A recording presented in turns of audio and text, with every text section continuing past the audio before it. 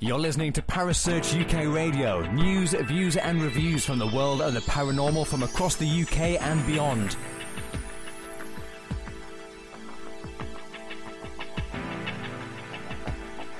Find us on Facebook, Twitter and the World Wide Web. Parasearch UK Radio.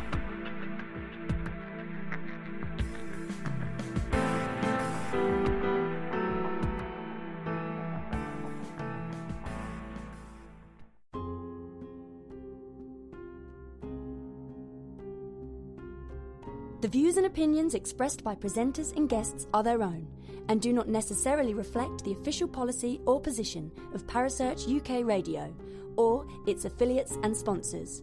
Listener discretion is advised.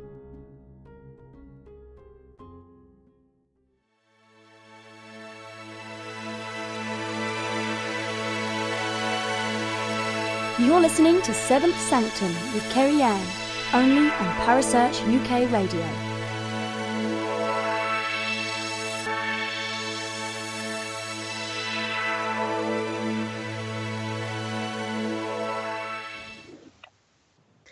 Good evening and welcome. You're listening to Seventh Sanctum. This is Parasearch UK Radio and I am Kerry Ann. Thank you so much for joining me this evening.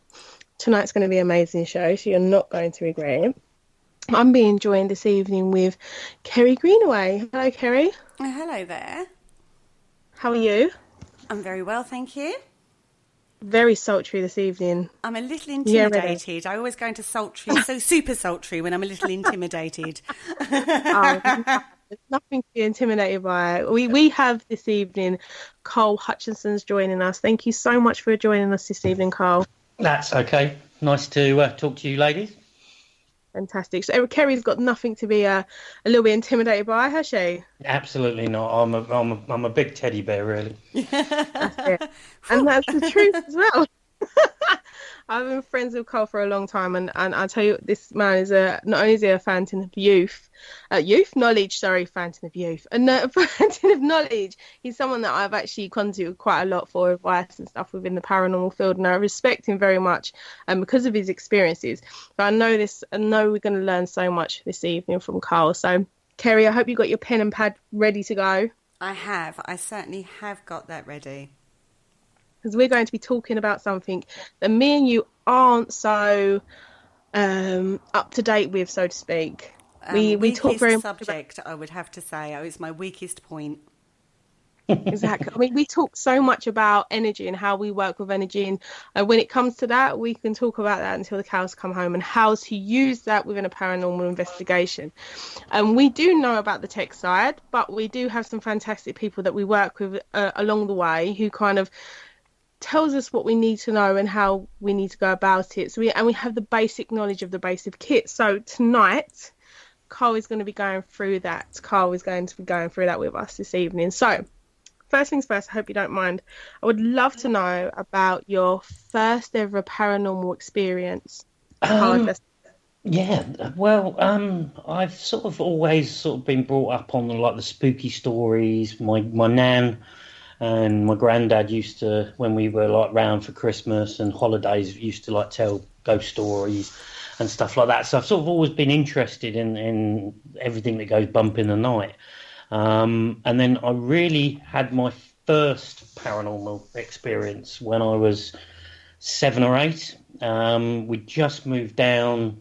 We relocated because I was born in Sheffield, and we relocated down to Kent. And while we were looking for a house, we were staying in a hotel in Kent, a country hotel, and we had a conjoined room with my brother, and my mum and dad were in the other room. And one night, me and my brother were sat there watching TV, snacking out, doing what kids do. And the hotel was quite an old hotel. And we were sat there watching TV, and the door to the corridor like the main door to the room, we noticed that the handle went down and it went up and then it went down again. So we didn't think. I just thought, oh, it must be Mum and Dad coming. So me being the curious one out of the two of us, I got off the bed to go and open the door. And just as I got to the door, the handle went again. So I opened the door, nobody there. I looked one way, nobody. I looked the other way. And as I described it to my parents, I saw a funny-looking gentleman wearing a hat, carrying a sword, disappear around the corner. So I was like a bit perplexed. I thought, oh, maybe it was normal. But the time that it was that I saw the handle go down to the time I opened the door was a matter of seconds. So whoever it was, couldn't have got that far up the corridor. When I told my parents what had happened, my dad went and spoke to the manager of the hotel and asked whether there was anybody in the hotel that was in fancy dress. And it was only then that my dad was told that the particular floor that we were on was allegedly haunted by a Cavalier soldier from the English Civil War. And he basically is seen walking up and down the corridor, and they see the handles move. So that was my first experience in the paranormal. First experience, I would say, that slightly intrigued me slightly. And obviously over the years after that, I sort of didn't really have any more experiences. And then there was a local public investigation at my local pub where I live. So I went along, and that was the first time I'd actually been on what I would describe as a proper investigation. And things happened that night that sort of piqued my interest to the point where it wasn't just, oh, it's a bit of a laugh down your local. It was like, okay, so what is happening and what is going on? And me being quite a logical-minded person was thinking there's got to be reasons behind it. There's got to be logical reasons behind it. And that's really how I got into the field all those years ago. That sounds like a really intriguing experience, and what a way to be able to follow your path. At that age, though, I mean, I know you've always been, been exposed to that kind of, with the ghost stories and stuff. Mm. Did that scare you, knowing that possibly wasn't of this world, being able to see that at that age? To be truthfully honest, I hadn't really thought about it because I'm always, out of me and my older brother, Mark, I've always been the one that wanted to take chances. I was always the one that basically wanted to see how things work. So I used to take things apart to see how they worked, etc. And I've never, I must admit, on the first few investigations getting into this field, I'd jump up my own shadow. I couldn't understand what was going on. But as the more and more times I was in the environment and doing what I was doing, it sort of became second nature. It sort of, instead of the whole flight and fear factor that most human beings have, I would be doing the other things. While most people were trying to get away from it, I was trying to go towards it and find out what was going on with it. And with the kit side of it, because of how my mind works and what I wanted to do, because I didn't have the ability that some people have, like mediums, etc., I wanted something that could validate my experiences. And that's how I sort of got into the equipment side of things. And that's basically where my main fire in me is sort of geared towards, is the equipment side. And I've sort of, over the years, I've looked at equipment. I've probably used most of the equipment that you can buy in this field at some point. But I want to know how it works, because if I'm going to give it to somebody on an investigation to use, I need to know how it works, what the false readings are, how it interacts with the environment, how something can give a false reading on a piece of equipment. And it's also looking at each venue or location differently and working out what the best bit of equipment in my kit we can use on an investigation. And I think that's what I am at the moment, is that sometimes I'm not actually investigating, I'm setting up experiments for other people to do. I've taken sort of a step back from investigating because I want to look at equipment in more detail and work out what we can use in conjunction, because having one bit of equipment and you get a response, or you get an EVP, or you get something on a camera, is great. But what I want to do is I want multiple hits with multiple bits of equipment in multiple at one particular moment. I mean, that is the sorry. What was the very first piece of kit you ever bought then? What was the very first thing that sort of you went, right, I'm going to invest that money into that piece of kit?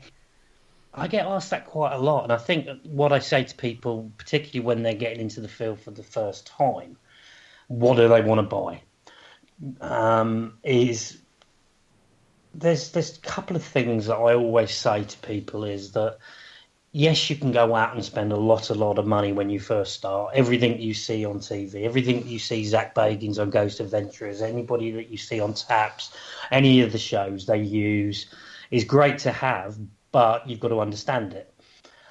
So what I always say to everybody is, when you go out for the first time, you don't need to spend hundreds of thousands of pounds. What I would say would be my top items to have in your initial kit bag is, first of all, is a notepad and pen, because you need to be able to document stuff when things happen, because in the heat of the moment you could be reviewing that evidence a couple of days later or whatever, and you could miss something. So timestamp it, document it as you go along. A digital recorder, I would say. It doesn't have to be an expensive one. Some of the best EVPs I've caught or I've seen being captured have been on relatively cheap EVP recorders. A decent digital camera. People say, "Oh, can I use my phone on an investigation?" I would stay away from using your mobile phone, because I'm known to people where there is particularly on the iPhones, when you take a picture on an iPhone, there is a split second delay from what you think the picture is to when it actually takes the picture. It's fractions of a second, but if you move the phone, or you shake slightly, you can distort and you can get a false image on your phone. So I would stay away from using your mobile phone for pictures anyway. You can use a mobile phone for digital recording as long as it saves it in a format that you can then download to review it from. So decent notepad and pen, a digital recorder, a camera. You can then look at pieces of equipment that you can get quite readily in the market, such as a K2, which K2 is a device which reads magnetic energy, or in gauss. Or as I describe it, it's a traffic light system, so it goes red, amber, green, and it just goes up and down. They're very, very good for doing baseline readings.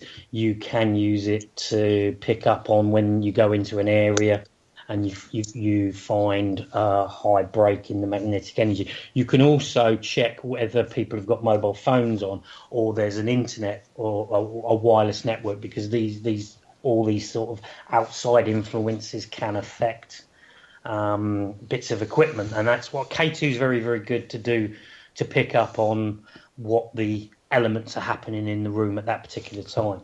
And that's really what I would suggest for the basics, for anybody that wants to get into the field, really. Well, I'm very pleased because we do have that in our kit, so we're starting somewhere to help.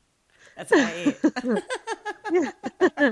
We then we can't, yeah, and the spirit box as well. So what do you think of the spirit box? I mean, I really enjoy that piece of equipment, but I don't know how reliable and whether I am getting false readings or evidence from it. Yeah, the spirit box or the Hack Shack or the Frank's box depends on what you want to call it, what the type of device is that you can get. Sort of the original one was obviously the Frank's box, which was, in a layman's term, a detuned radio, and that's all it is. And that's all a spirit box is. It's a device that can scan radio frequencies at different rates that is basically producing what people in the field believe spirits, ghosts, whatever you want to call it, can interact with and talk through via what we describe as white noise, that fuzzy sound that you get when you're not on a station. And I first came aware of, obviously I've seen them go from devices which took two people to carry into a location because of the size of the batteries to now portable things that you can just stick in your top pocket, such as the ITC SB7 and SB11, which are obviously been made quite famous via the TV. I've used multiple of these devices over the years. I've had the privilege of using the original Hack Shack, which is a device that was available in America, and it was just a radio from Radio Shack that was detuned, and then you could scan and you could then produce the white noise effect, which is very, very good. But they're very, very rare to get hold of now, and they're very, very expensive if you do get them. The SB7 is probably the most famous out of the spirit boxes, which is a very, very good bit of kit. The only thing that I would recommend when you're doing that, because it has an aerial, because it technically is a radio, I always either detune the spirit box, i.e. disconnect the aerial function, so you're not picking up anything off the aerial, or I put the whole device into a specialised bag called a Faraday bag, which basically will cut out all radio signals to the device. So all you are literally doing is generating white noise. And if you then get a response, because if you're using a normal SB7, you're going to pick up on outside radio, or what we call radio bleed, where you will pick up snippets of people's voices over various different sweep speeds. And the mind will always be exactly the same. It's a bit like visual pareidolia, where you look at a cloud and you see a face or you see a bunny. The ears and the brain will also pick up on sounds that your brain will interpret into something and say, oh, if you're saying, oh, can you say my name, and you hear something which sounds a bit like your name, your mind will automatically say, that's my name.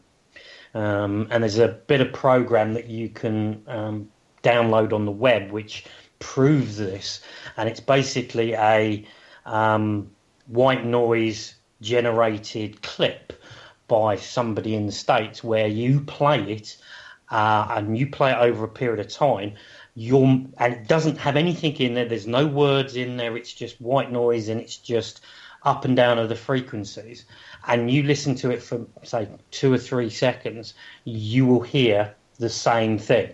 Everybody does it. I was shocked when I first came aware of it. You play it and you hear it. So you've got to be very, very careful when you're using the devices that it's not auditory pareidolia. That's why I always either detune my SP7s or I put them in a Faraday bag. Okay, so I'm going to ask a really silly question, and I hope you haven't answered it and I've just missed it. But how do you detune it? You've got to kind of know what you're doing, really, because obviously you're paying a lot of money for these bits of kit. So you just take the back off where the aerial comes down. There's a wire that connects the antenna to the SP device or whatever device you're looking. Clip it, solder it, do it back up. Obviously, you void the warranty on it. So you've got to make sure you can do it. Or you can go to some of these websites, some of these ghost shops that sell detuned devices. Which is what we advise. I would advise, unless you know what you're doing, I would advise buying a detuned one instead of... The laugh of it is, I'm thinking, I can do that. Do you know what? I thought I'm going to need a workshop. We're going to have to hire a workshop and do it in a workshop. It sounds so simple. It's when you get the back off and you go, oh, hello. I must admit, there's been occasions when I first started doing this sort of thing, I had sort of destroyed bits of equipment because I thought, that sounds easy. The amount of K2s I used to go through when I was trying to come up with my EMF bears and stuff like that, where you take them and you think, you just run cables, and then it just doesn't work, and then you've just destroyed a perfectly good K2. But it's trial and error. You've just got to try it over the time. You've got to be confident at the end of the day. Or if I would recommend to people who aren't technically minded in that way, just go out and buy a detuned one. Yeah, no, I think that would be the better option. I mean, I definitely think it would be a situation where I'd be overfaced with wires. I'd expect there to be just a wire and realise there's a blue, red and green wire and not know what to do. So, but no, thank you for that. I was I didn't know whether it would be something as silly as changing the channel, but obviously not. So that's my ignorance. No. We're talking along the same lines almost as the spirit box, but the next piece of equipment that I'm quite intrigued about, and again, I do really want to keep it to the basic kit, but I'm stepping up a little bit, is the, and I apologise because I can't pronounce this correctly, I know I can't, but the Ovilus. There you go, that was teamwork, Carl, thank you so much. Correct. Yeah, that's a device. The Ovilus, I have Ovilus. Ovilus. Well, I don't know what the plural is. I don't know what the plural would be. Multiple Oviluses. I don't know, which I've never thought about it. I have devices. It's a device that was invented by a guy called Bill Chappell, who is associated with ITC, which is a company that produces quite high-end scientific devices. And what the Ovilus is, it works on just for basic explanation, a spirit interacts with the device to change the frequency. The frequency then basically relates to a word that is built into its dictionary. And then basically that word is either said or displayed on a screen.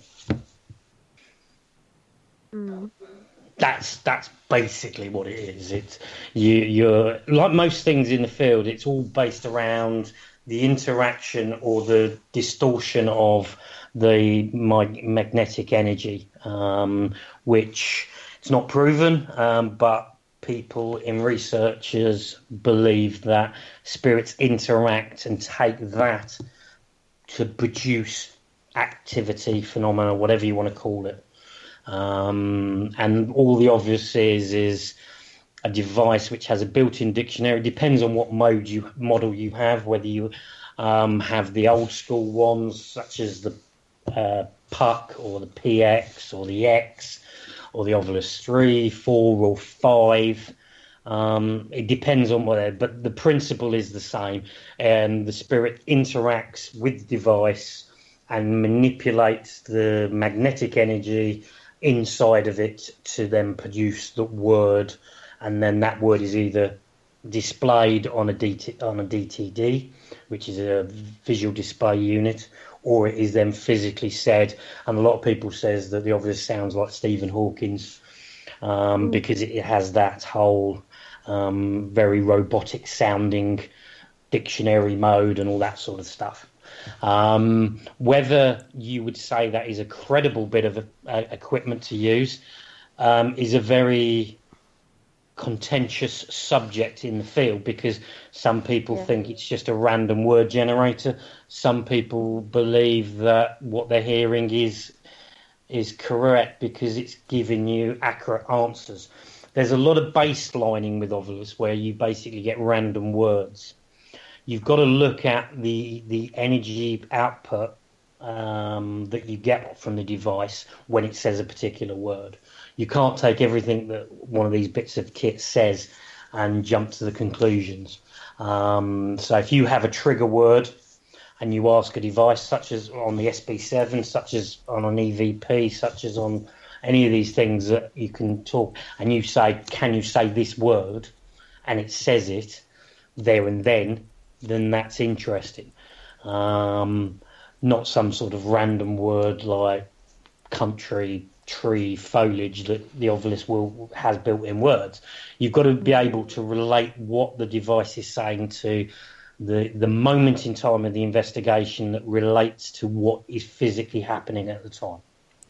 Okay, so it's about using your common sense, isn't it? While you're using a piece of equipment, you've got to be able to decipher from what.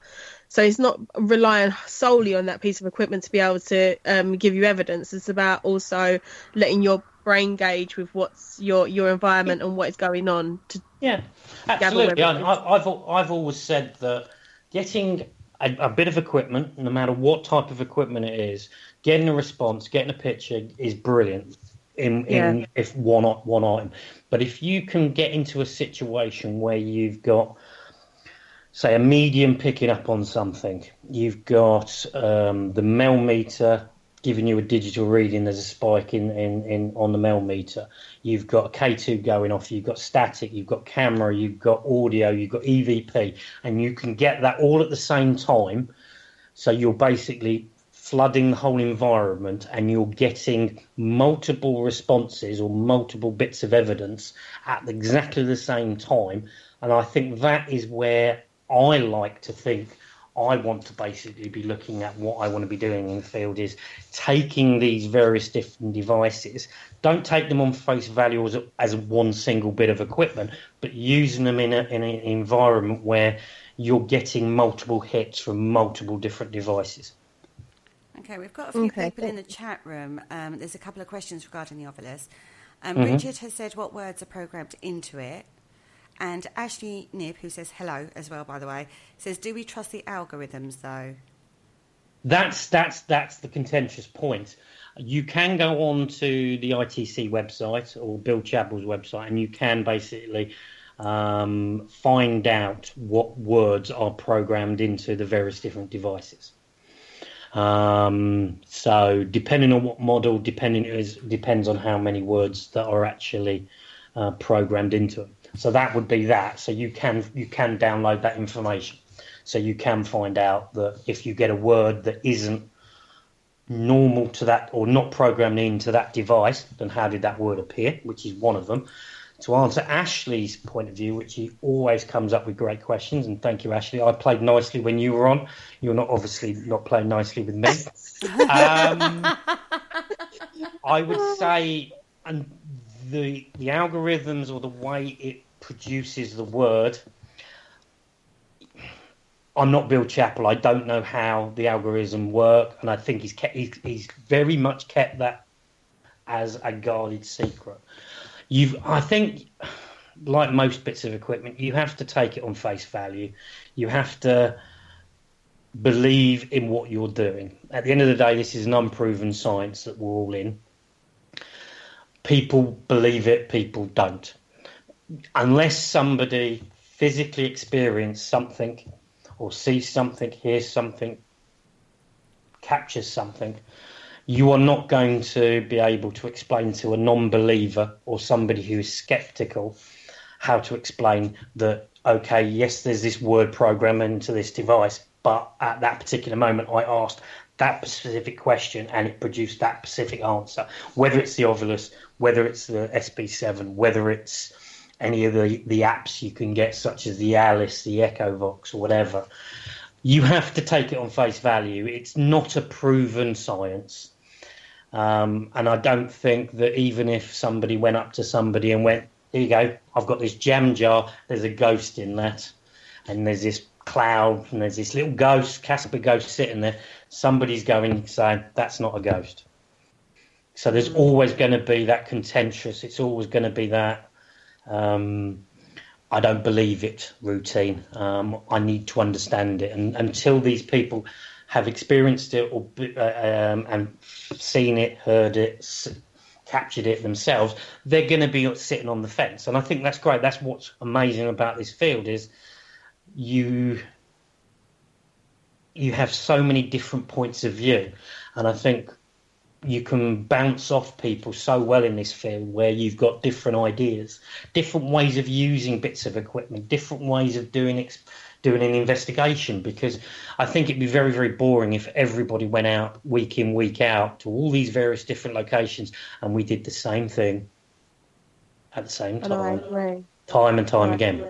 There is like obviously a very good case last year where there was something called the National Ghost Hunting Day, which was held, where at exactly the same point in time, all around the world, every selected groups were doing the same experiments at exactly the same time, with keywords, with the same questions, to see if they could capture the same responses, the same activity at exactly the same time. So that's the interesting part there.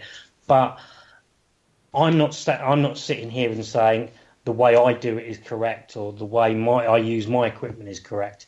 I'm always willing to see what other people are doing and listening to other people. That's why I do the radio show myself, and that's why I listen to you guys, to hear these people, because how somebody else, you might take one little bit for what somebody says and take it into your investigation, and you capture something, you progress something.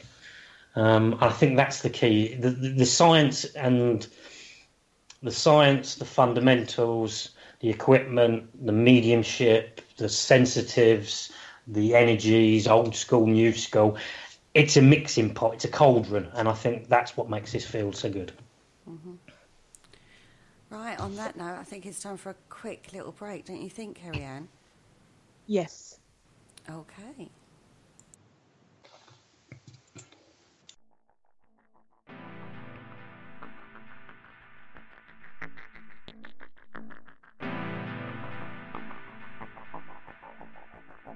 You're listening to Parasearch UK Radio. News, views and reviews from the world of the paranormal from across the UK and beyond.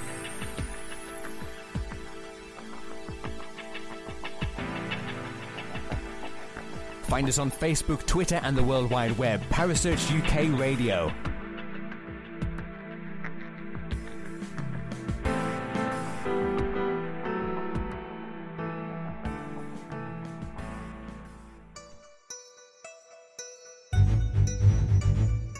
Join Kerry Greenaway and Jay Lynch for the Parasearch UK radio show as they share their paranormal news, views and reviews from the UK and the USA, with the help of guests from both sides of the pond.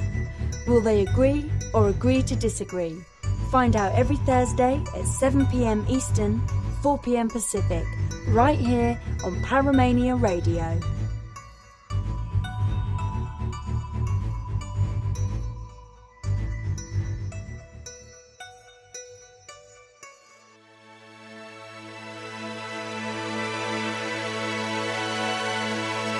You're listening to Seventh Sanctum with Kerry-Ann, only on Parasearch UK Radio.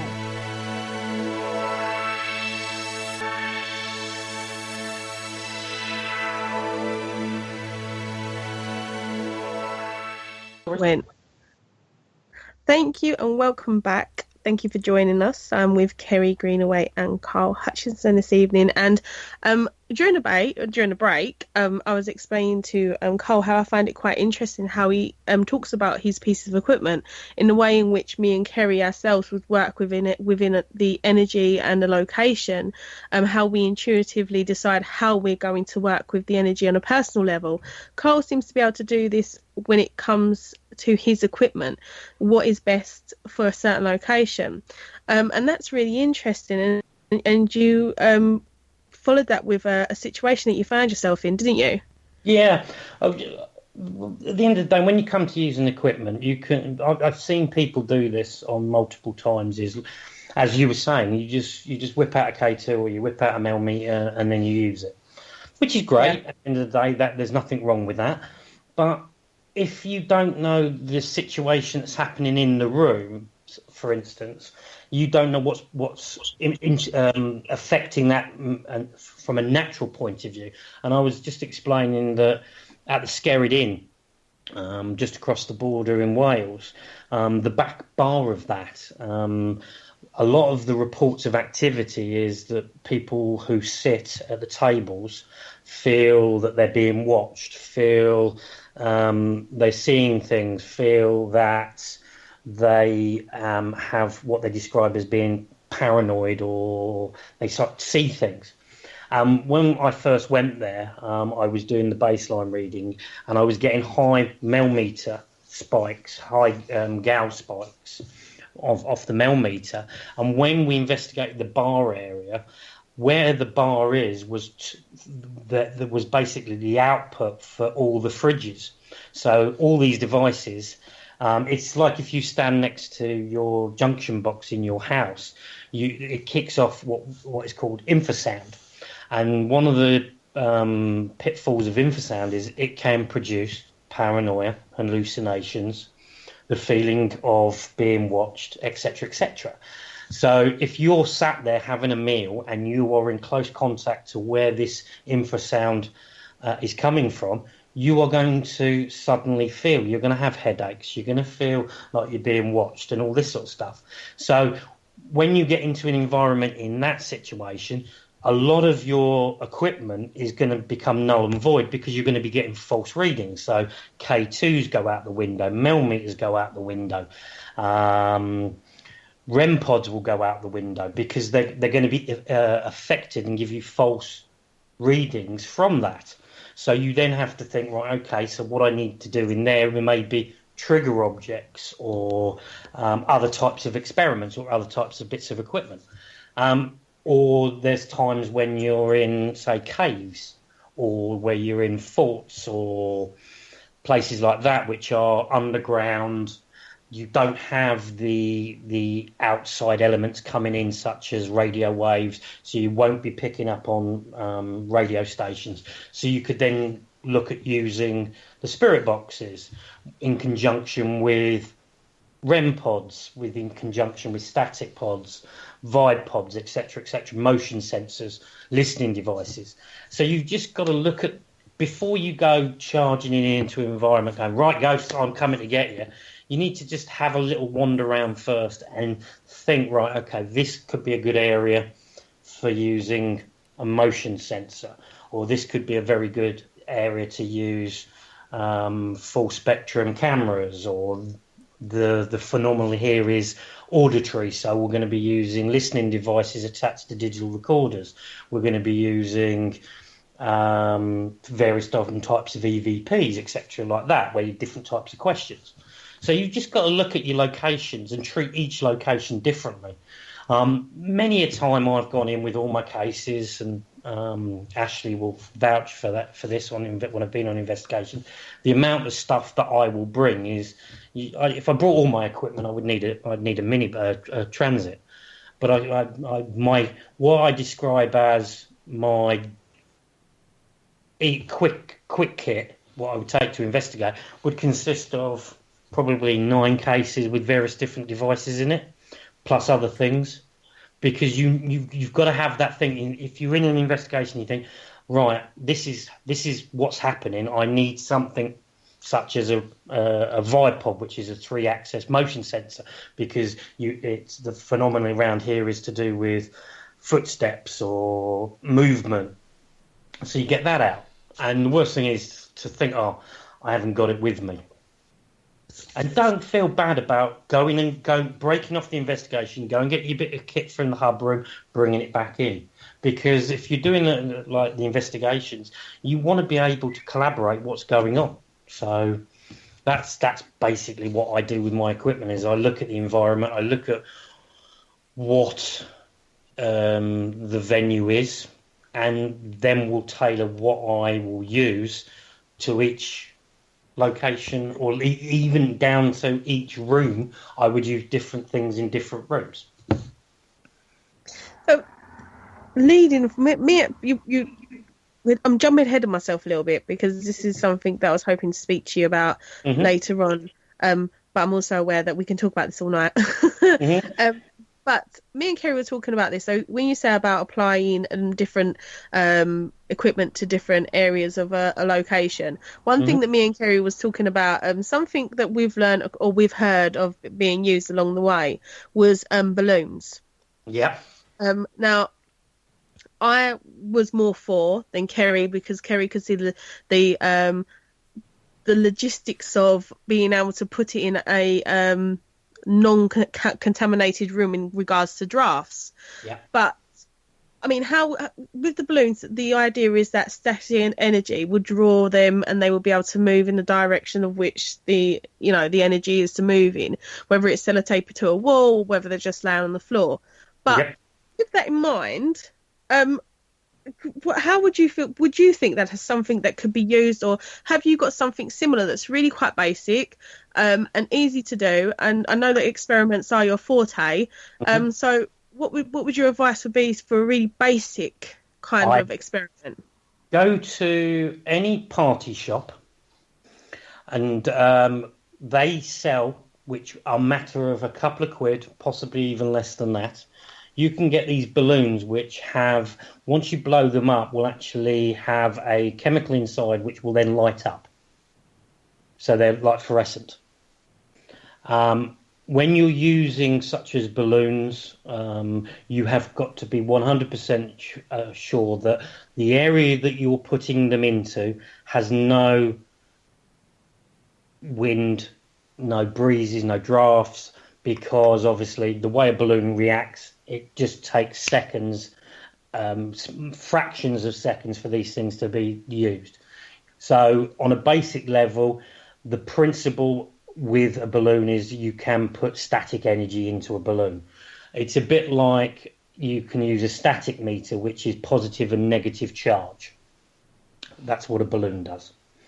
So if you completely can lock down a room where there isn't any outside influence, and there's no contamination in the room, and you can basically get this thing to move or do something with it, then why not use them? I can't see any issues with that. It's the same thing about kids' bouncy balls, where you bounce it and it lights up. Right. I've got those in my kit, and they're what I would describe a good thing is that if you're filming and you want something to be thrown back at you, you can throw the bouncy ball and it'll light up, and so you can see it on camera. And then if that then comes back at you, you can see it if it comes back because it'll light up. So there's various different things that aren't at all expensive whatsoever. Compasses was another thing. Because of the way the compass works, you can use a compass. It's going back to the old school of using dowsing rods, pendulums. You're using the natural environment, the natural ley lines, or the natural way of dowsing. They're not that expensive. You don't even have to. You can even make them at home out of using a coat hanger. I've seen people use coat hangers. Or copper, as long as they're a certain type of material. So you don't, like I said when I first started, you don't have to go out and spend thousands of pounds on equipment because Zach Bagans on Ghost Adventures is using it on TV. Because that, I think, is the biggest pitfall. You see it on TV and you think, well, I've got to have it. But you get it, then you get it, and you think, well, how do I use it? Yeah, that's where I am. Yeah. And you've got to know the negatives as well, because I've done in the past, I've done talks where I will set group of people in there. I'll have a REM pod, I'll have a K2 on the desk, and I'll have in my pocket, I'll have a concealed radio with a throat mic, or like a walkie-talkie, and I'll say, right, everybody close their eyes. We'll just get everybody quiet. So I get everybody quiet, close their eyes, build up the energy, and I say, right, let's see if we can get these devices to move. So I get somebody out of the audience to say, right, ask a question, ask them to light up. And just as they're doing it, I'll flick the microphone and they'll light up. And the reason I do that is not to falsify any activity, but to show people that potentially what we use on an investigation can have a negative effect on other bits of equipment. Mobile phones, radios. Most public teams, most things will have a radio. Radio is probably one of the worst things to use because it's producing its own magnetic field and its own frequency. So every bit of equipment you have, you've got to know how it is used, how it produces negative responses. Every bit of equipment will have a negative responses, such as a millimeter. If you move it quickly, you will get a sudden spike on a millimeter because you're moving it quickly. People don't know that. So there's various different things, and when you get into the equipment, and it's a once you've opened that door and you've gone inside on the equipment side, you can be wandering around it for years because you get wrapped up on it, and you'll end up having a house like mine, which every single room in this house, garage, car, there's bits of equipment lying around. I'm in my kitchen, I'm looking around on the table. There's IR lights, there's K2s, there's spirit box, and you get into that because what I like to know is how it works. And if I'm using it, or I've got somebody else using it, and I'm back at the hub, and they say it's not working, I can go to them and basically be able to fiddle around with it and get it back to working. Because you've got to know how to fix it on the fly as well, because you could be in the middle of nowhere and there's not the local ghost shop down the road, so you've got to be able to know how it understands. This is going a little bit more technical, but you've got to be able to use it, understand it, know the pitfalls of it, know how it works, and know when it's producing a negative response. I mean, I'm listening to you, and the responses we've got in the chat room are amazing. You know, very, very knowledgeable, and people are appreciating that a lot. There's one piece of one part of a paranormal toolkit that I've fast become aware of that we really need when we go out investigating. I don't know if you've come to this conclusion, Kerry, as well, but it's definitely Carl, isn't it? Yeah. I just want to take Carl with us. You do all the tech. one of the best bits of equipment that I would recommend anybody taking on an investigation. And it doesn't cost any money, and it is probably one of the best bits of equipment is your human body. Oh, high five! Oh, great. Because we have been saying that for God knows how long, haven't we, Kerry? Yeah. The human body does everything that any of these bits of equipment does. Your hairs will stand up if they're static. Your equilibrium will go if you're going into an area that is funny energy, or you feel sick, you're cold, you hear stuff, whatever. So cold spots, warm spots, your body reacts. Like every bit of equipment out there, your body will react. So you can spend thousands, you can spend no money, or you can just go in with your human body. And that you can get an amen for that, because I completely agree. Yeah, we do. We completely agree. But you do also need to know your physiology, because things can, like you said, things can affect your body, which are quite naturally explained. Yep. It's similar to just the basics. If you go into an investigation, make sure you have eaten, I would say. Make sure you're eating, because there's nothing worse than a rumbly stomach on an investigation, because it plays havoc with EVPs. But also certain food elements you can eat that will give you an extra boost and protect yourself and stuff like that. So it comes down, you can open this can of worms and you can open this whole doorway to the point where you can be literally thinking, right, I'm not eating this, I'm not drinking that. And I know one of the best friends on in the investigation for most paranormal investigators is some sort of energy drink, whether it's Red Bull Monster or whatever. Try not to drink it. I know I put my hands up over the years. It's the only thing that keeps me going sometimes. But just the whole physiology, as you were saying, and the human body, and just go out and have fun, really. At the end of the day, if you're not having fun, why are you doing it? Because there's a lot of time you're in cold, damp, freezing cold, horrible, dark places sometimes, and nothing is happening. You think, why am I doing that? And then a split second later, you capture something, you hear something, and then you realise why you go back and back and back and back and back. Yeah, I often compare it to fishing. You can spend all night sitting in the freezing cold and you can't get one catch. And other nights, you do, and it's amazing. It reminds you of why you're there. Mm-hmm. We're coming quite close to the end now. I would like to ask you 3 questions, kind of one question but 3 parts. What is your recommended piece of expensive equipment? What is your recommended piece of not so expensive equipment, of basic kit? And what is your recommended piece of hardly costs a penny? Okay. Money no object bit of equipment if you can afford it. This is something which I'm looking at the moment to do. Is a combination, really. But if you had to buy one, I would say thermal imaging is a very, very good, expensive bit of equipment, because if thermal imaging cameras are brilliant, because you can set them up. They're like another investigator, because they're picking up the whole environment. Incorporated into that SLR, the Stickman camera. I know it's unproven science, but I'm interested in that in a way. So these are only my personal ideas.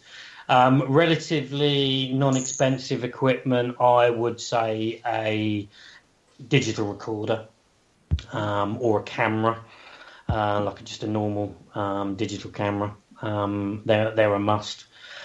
And not so expensive or cheap. K2. I know a lot of people don't like the K2, but it's what you've been brought up on. It does what it says on the tin. It picks it. Yes, there is negatives to it, but there's negatives for everything. K2 is a good bit of equipment. It doesn't cost an awful lot. You just got to be careful and look out for fakes. And I'll give you a bit of advice for you and your listeners. If you see a K2 and it rattles, that's a fake, because if you open up a real K2, there's a bit of foam inside it. All the fakes don't have the foam.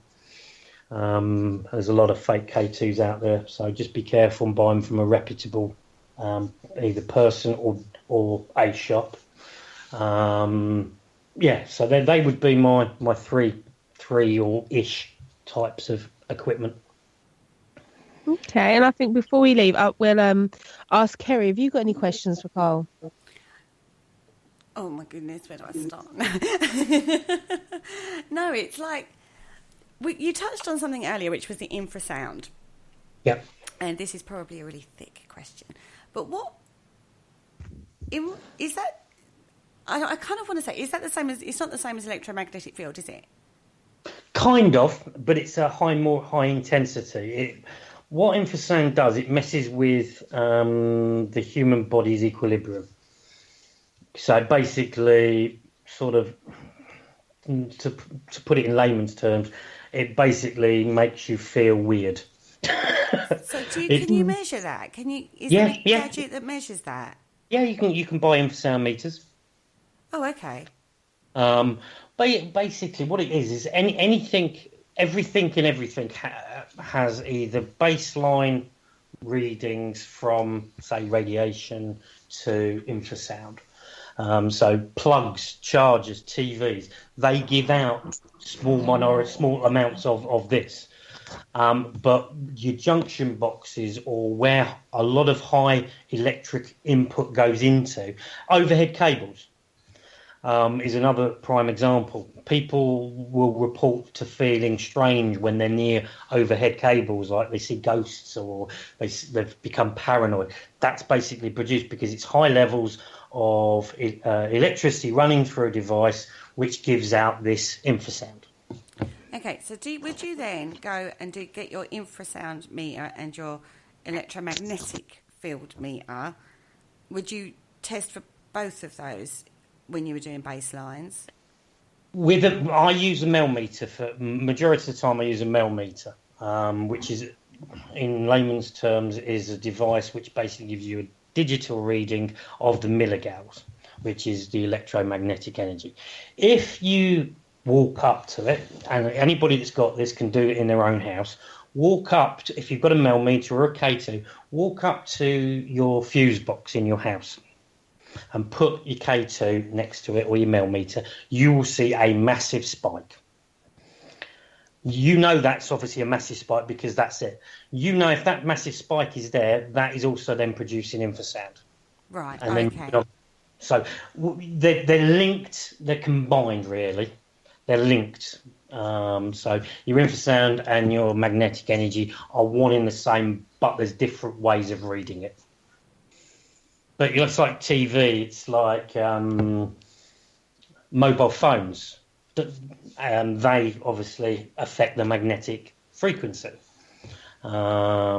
Internet can affect the magnetic energy. So you can use your Mel meters, your K2s, or whatever devices, whatever EMF, whether it's a Gauss meter, whether it's whatever. So they affect. From a geological perspective.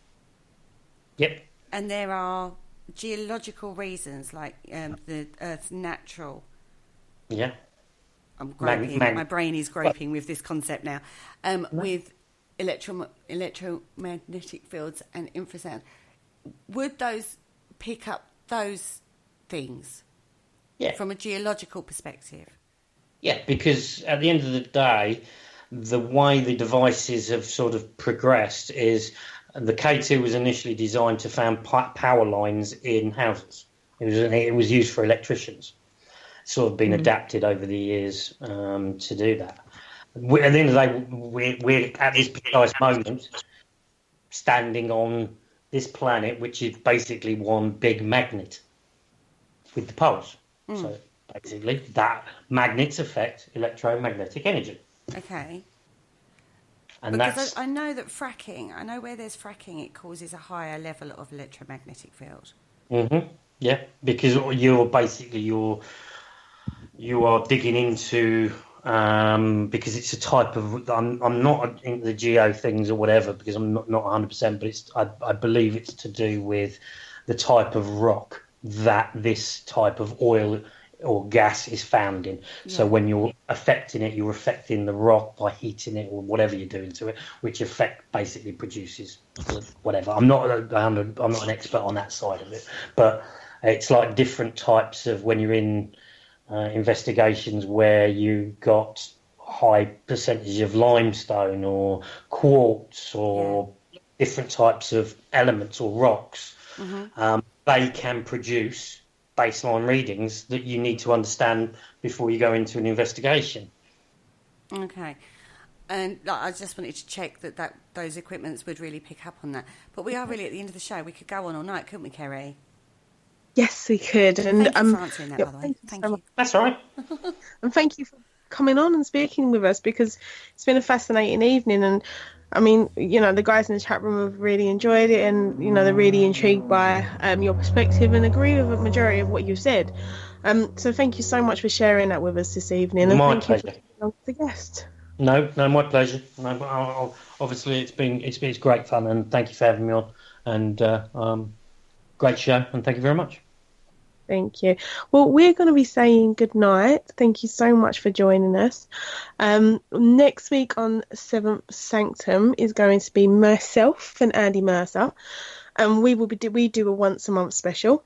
So that's what's coming up next week for myself. And tomorrow night is the Great Paranormal Debate, which is on at 8 p.m.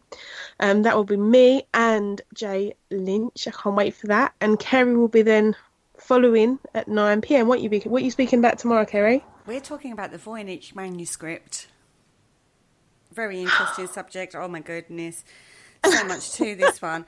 And don't forget, I'm on later with Jay Lynch on Paramania. We're talking debunking the demons with our very own Andy Mercer as well. Brilliant. That's tonight at midnight. links for that is on the Parasearch UK Radio page, group page, and if you're friends with us personally, they will also be on our personal pages. So thank you so much, and I'm going to say goodnight. And I'm going to say goodnight too. Bye, guys.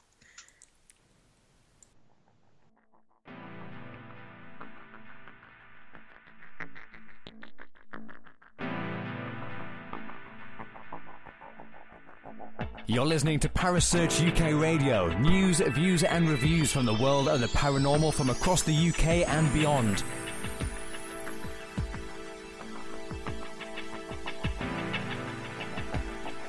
Find us on Facebook, Twitter and the World Wide Web. Parasearch UK Radio.